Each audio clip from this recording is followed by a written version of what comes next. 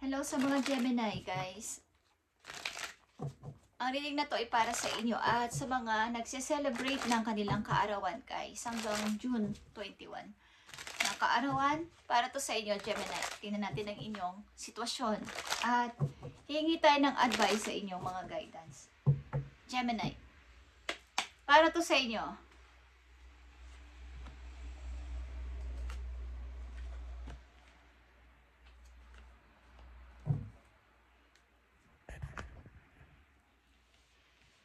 Okay, Gemini.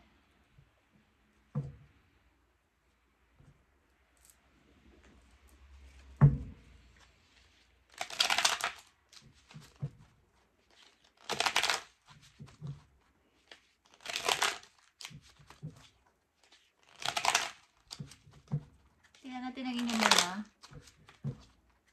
gusto mangyari sa buhay. Okay.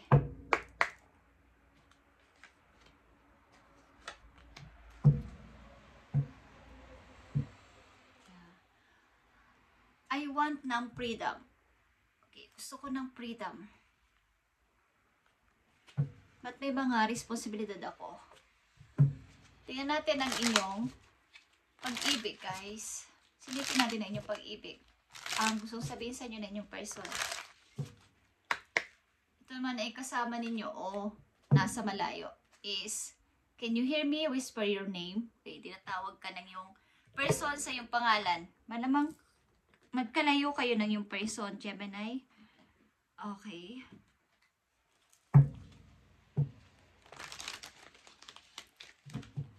Happy birthday sa mga Gemini na nagse-celebrate o nag-celebrate na ng kailang kaarawan. Umpisa nung May 21. Guys. Matagal-tagal ko na kayo hindi nababasahan, Gemini, ano na ang nangyayari sa inyo. Para sa mga Gemini ito,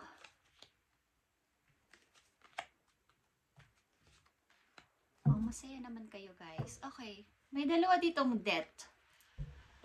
Guys,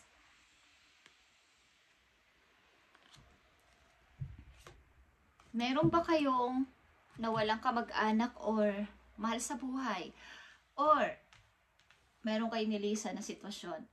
Okay, unang message para sa inyo. Queen of Swords is here, Gemini. Ito ay Aquarius energy. But this is you, maybe. Bagamat you are nag-overthink, naguguluhan is, ito yung parang seryoso na ako dito. Seven of Cups. Merong offer. Merong opportunity galing sa isang tao maybe. At mga bagong i-start sa buhay. But ito ay may konting overthink something na naguguluhan kayo kung ito ay inyong, alin dito ang inyong pipiliin, Gemini? Magiging logic na ba ako ngayon this time? This time magiging, hindi na ba ako maglalagay ng emotion dito? Baga, papatatagin ko na yung loob ko. Hindi na ako maaawa, hindi na ako masyadong magiging emotional dito sa akin desisyon na to. Magagagawin ko na, magiging matigas na ako dito sa desisyon ko na to. Judgment. Okay, this is my final decision. Ito na yung gusto ko. Okay, ito na yung gusto ko. Pumasok sa bagong pintuan ng bagong buhay, bagong ako, bagong Gemini. At i-stop ang mga hindi kailangan. I-stop ang mga taong ayaw ko munang magpalapit ng mga tao sa buhay ko simula sa ngayon. Ayaw ko muna kayong palapitin. Defensive ka na ngayon sa iyong sarili. Kumbaga, pinoprotektahan mo ang iyong sarili. Pag hindi pwede, hindi na pwede para sa akin. At Six of Cups is here. Meron kayong namimiss, guys, na mga memories galing sa inyong kabataan. Maaring yung mga bonding nyo ng inyong family namimiss nyo. Yung pagpunta-punta nyo sa isang lugar na parang ito yung pinaka-the best para sa akin na memories. Na parang hindi ko na mabalikan o hindi ko gusto kong balikan pero ang hirap. Okay, Gemini. Yeah, Three of Wands is here. Gusto kong umuwi. Meron kayong gustong uwian. Inyo bang probinsya, inyong country, is gusto nyong umuwi. Parang nagbabala kayong mag-impake o umalis, mag-travel, papunta sa inyong place. Sapagkat meron kayong namimiss. Okay. Ang inyong mga hinahangad sa buhay. Okay. The Tower and the Star. Okay. Yung parang pamilya na hindi naging okay o hindi nagiging okay ay gusto nyong i-fix o gusto ninyong uling ibalik sa dati yung inyong samahan ng inyong family. Ito man ay buhay mag-asawa o sa inyong pamilya sa mga magulang at kapatid, gusto nyo ulit itong balikan at iayos, okay, sa mga Gemini na nandito. At ang message sa'yo ng yung person is, I'm tired of running. Hindi ko alam kung may mga tinatakbuhan na problema ang inyong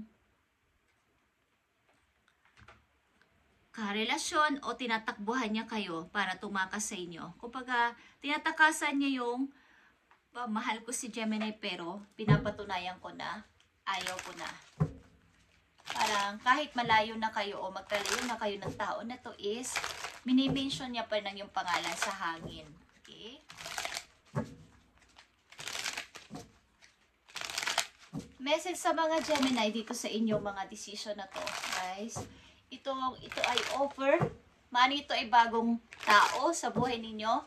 At di ko alam kung medyo marami ang nagkakagusto sa inyo o nag-o-offer ng bagong mga pag-asa sa buhay. But ang gusto nyo na lang ditong gawin ay maging practical sa pagpili na to. Message sa iyo, Gemini, yes or no message.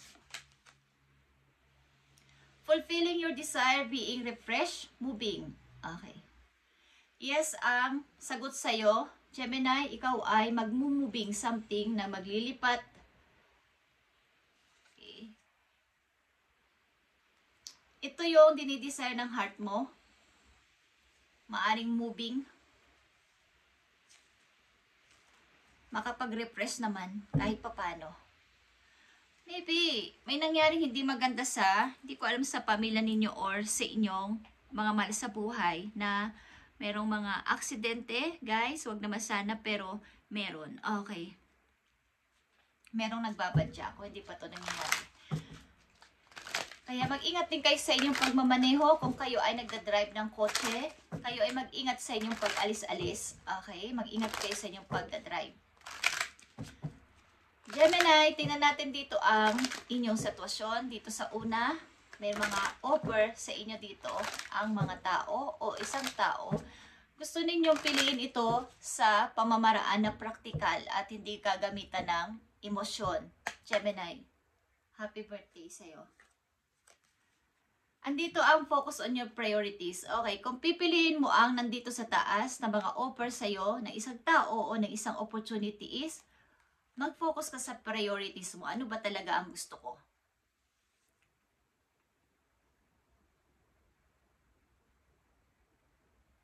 Baga, kinukalling ka na yung priorities lang, yung mahalaga lang ang dapat mo ditong piliin.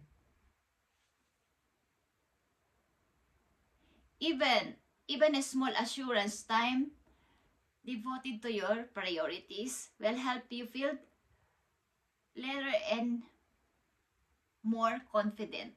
Kumbaga, yung desire mo lang, yung pinaka-importante lang sa buhay mo dapat para hindi ka magsisi kung ikaw ay nag-o-overthink dito o nagdadalawang isip. Sapagkat kung hindi naman yun ang talagang gusto mo at napilitan ka lang dahil sa awa, dahil sa kilala ko siya, is maaaring may pagsisisi na mangyari sa bandang huli, Gemini. So kayo ay mag-isip mabuti dito sa inyong pipiliin na to. Mukhang gusto niyo umuwi sa inyong country o gusto niyo magbakasyon muna at namnamin naman ang kapayapaan. Payapang lugar ang gusto niyo. Parang simple lang pero walang gulo. Kumakain sa labas ng bahay na may mga puno. Okay? Message for you, Gemini. Andito ang snake. Ito ay number 13. Ito po ay 8 of Wands. The snake indicates enmity and calamities, okay? The degree of which of covered by distance of card from the person. May mga nagbabadya talaga na maaaring manakit sa inyo o mayroong mga trahedya. So kayo ay mag-ingat, Gemini.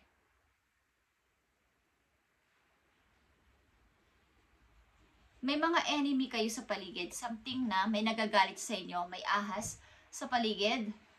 Okay?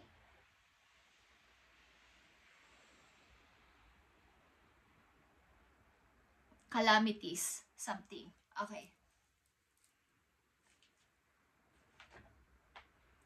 Ano pa mga gusto mong sabihin sa mga Gemini para magkaroon sila ng kaalaman at idea sa kanilang career at finances?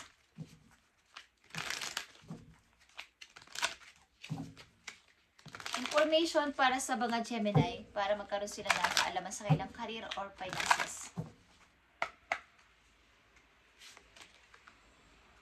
Okay. Life purpose is like this. Okay. Focus on your priorities.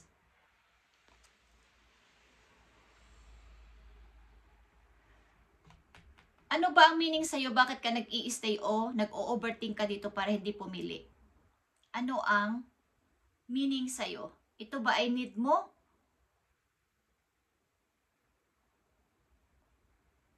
Na alam mo naman na may magbabago sa buhay mo kapag ikaw ay something na may pinili o mayroong dinesisyonan. Bakit nag-i-stay ka dito at gusto mong i-fix ang isang sitwasyon na to na gumuhuna o gumuguho na, Gemini? Okay? So, new ideas and inspiration will guide you for your divine calling. When you ask for what you need, things will align to make your vision real. Kung ikaw ay mag-aas sa yung mga angels, kay God, kay universe ng mga gusto mo ng pagbabago, gusto mong maging reality, ito is magiging reality. Yung vision mo, yung iyong mga gusto, yung iyong mga plano, magiging reality because yun talaga ang priorities mo, Gemini. At kung hindi ka pipili dito at mag-o-overthink ka dito, nandito ang Two of Swords, is walang pagbabagong magaganap sa'yo. Bakit ba pinagpipilitan mo itong i-fix, Gemini? Tingnan natin. Bakit ba ito pinagpipilitan mo i-fix ang isang pamilya o isang gumuhuna na samahan? Maaaring hindi na kayo nag-uusap ng yung partner, Gemini. Magkaiba na kayo ng tulugan. At o kaya kwarto, guys. But gusto mo tong, pag may patience ka dito na magiging okay pa din. Mayroon kang positive na ganitong kaisipan. At sa back ng yung mind, may namimiss ka sa inyong country, maybe sa probinsya nyo, sa inyong sinilangan ng bansa o lugar is mayroon kang gustong makita ulit at namnamin ulit yung dati yung ginagawa na pagbabanding, pagkain ng sabay-sabay sa labas. Okay, bakit ba to gusto mong i-fix, Gemini? Ano ang dahilan? Bakit gusto mo tong i-fix? Knight of Cups. Mukhang nagsusorry palagi ang tao na to sa'yo. Yeah. Balik-balik. Parang sa relasyon is on and off. Magsusorry, maglalaylo, tapos na naman, at hindi na naman kayo magkakasundo. Bakit ba gusto mo itong i-fix? Nakikita mo itong mga knight na to.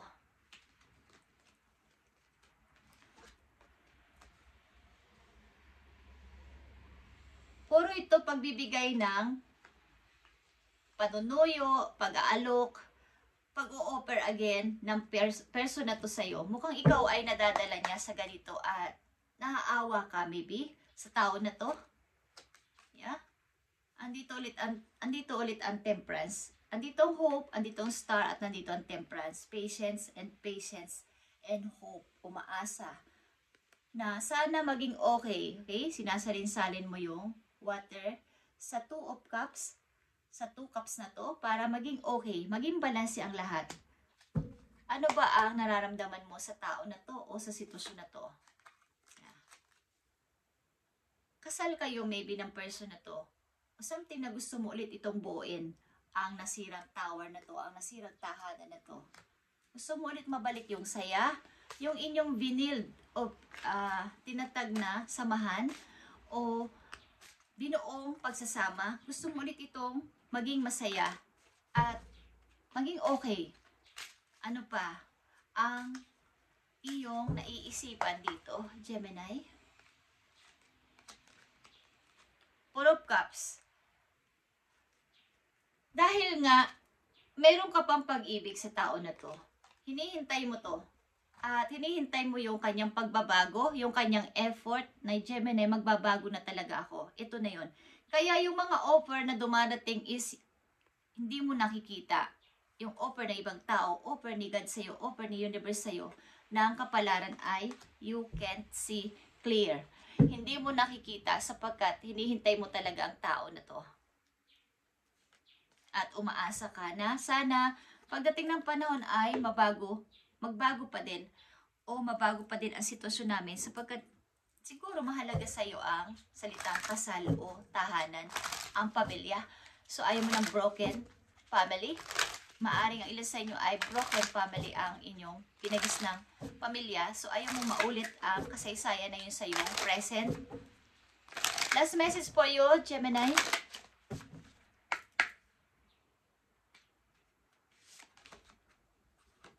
Andito ang divine source, Gemini. Help me know that all my deep needs will be met. Let me trust that you have a plan and the right action will come. You are my source for all. Okay. Lahat nga ng ito ay mangyayari sa iyo. Ito ay divine source. Ibibigay sa iyong blessing ni God, ni Universe kung ikaw ay magpo-focus sa iyong priorities, Gemini. At something na ano ba talaga? Ito ba talaga ay dapat kong pamilian para sa pagbabago ko? Ito ay vision mo. Ito ay plano mo. Pag kunang pairalin ng emosyon ko, yung kababaang loob ko sa tao na to o sa sitwasyon na to. Or dito ako, mag-i-stay ako, hintayin ko siyang mabago. Dahil kami ay pamilya, dahil ayaw ko ng broken family, ayaw kong masira to na aming binuong pamilya, binuong kasal, ayaw kong masira. So maghihintay-hintay pa ako. So mamili ka dito kung ano ang gusto mo mangyari talaga at mag-focus ka sa iyong priority at yun ang magiging reality. Okay? Maaaring may mga enemy din sa paligid mo, so ikaw ay mag-ingat. Kung ikaw din ay nagda-drive, mag-ingat ka sa pagda-drive at lapitin ka ng disgrasya. Ilan sa inyo guys. Thank you Gemini and happy birthday sa inyo guys. At i-update natin to sa mga susunod pang araw. Alam kong may alam ka sa iyong kalagayan, but sad to say, ang hirap talaga kasi talagang mamili sa talagang binuo mong pamilya, may kinukonsider kang anak at ayaw mo yung broken family, ilan sa inyo, at mayroong nag-o-offer, mayroong priority, hindi man to mayroong mga opportunity, hindi man to galing sa tao, galing sa isang trabaho, galing sa mga nagpapayo sa iyo, is hindi mo kaya. Ano ba talaga ang kailangan kong gawin? Kailangan mo dito ay mag-ask ka kay God. Okay? What is meant for you will stay. As long as you keep pushing forward. Okay. Kung ano yung nagpapasaya sa'yo, sa dinidesire ng heart mo, doon ka mag-stay. Yun ang masasabi ko sa'yo. At as long na kinikip mo na pinupush ka talaga mag-forward, bakit pa ako dito nag-i-stay? Yun ang tanong mo sa iyo sarili. Pinupush ako ng kapalaran na mga tao din na mag-forward na, mag-change na, magpalit na ng sitwasyon ko. Bakit dito pa din ako nag-i-stay? Ito yung mga dahilan mo nga kasi. Hindi mo matiis ang tao na to na panay ang amo sa'yo sapagkat baby, meron kayong maganda namang pinagsabahan at kinukonsider mo yon. Thank you, Gemini, and God bless.